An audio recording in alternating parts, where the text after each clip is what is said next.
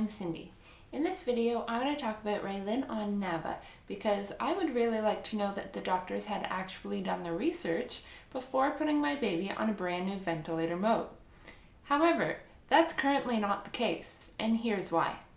First and most importantly, the manual from Gatinga and several other documents regarding NAVA all state that sedations are a contraindication for NAVA, which seems pretty straightforward when you understand that NAVA works directly off the diaphragm. However, Raelyn was frequently sedated on NAVA. When she was switched to NAVA, she was on a fentanyl and midazolam drip, and shortly after, her CO2 levels increased significantly. At that point, the doctor increased the NAVA level and her PEEP quite significantly and never lower than when Raelyn was not sedated. It took 3 weeks to wean the fentanyl midazolam drip because every time it was dropped, Raelyn seemed to be in more pain. Raelyn was also given a nighttime sedation called chloral hydrate. She frequently had some serious episodes that involved CPR after it wore off. I now believe that she wasn't receiving the support she needed and her CO2 levels increased. When the chloral hydrate wore off, she started to hyperventilate to compensate and then would go into a respiratory distress. She was frequently given boluses of midazolam and was known to desaturate. She needed to be removed from the ventilator and manually begged. Secondly, Raelyn would have extremely high pressures while she was awake. I was told she was bearing down, which would mean that her diaphragm was fully contracted. NAVA determines the range of pressures by multiplying the range of contraction of the diaphragm by the NAVA level, which means that Raelyn wasn't bearing down, she was actually taking a bigger breath. Also, Raelyn had extremely high volumes.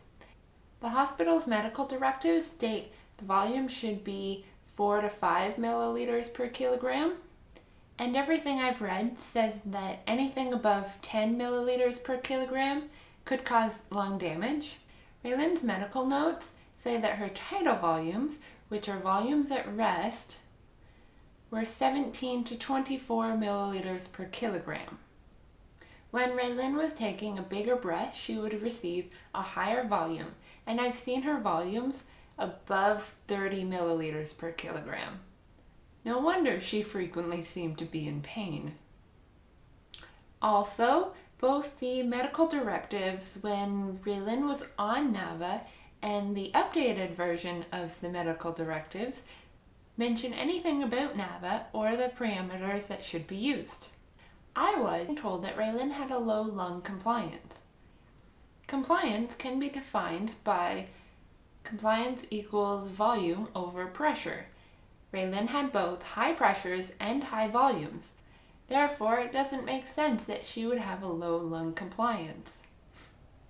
I asked 3 different attending physicians what the NAVA level meant, and none of them were able to tell me. The first time was shortly after Raelyn was put on NAVA, and the doctor told me that they didn't know enough about the NAVA level to care about it.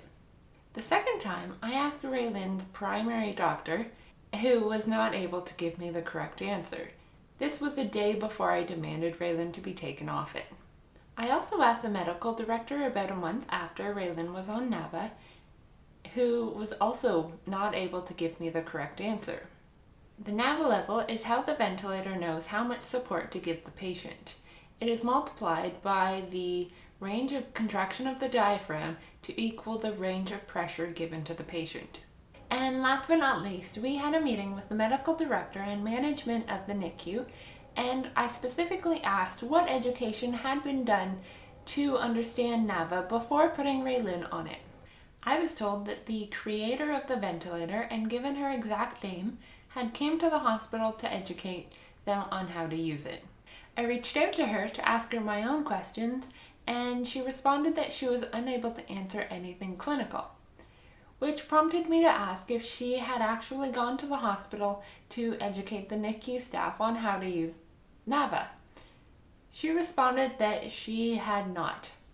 I don't appreciate being lied to about my daughter's care, especially by a doctor.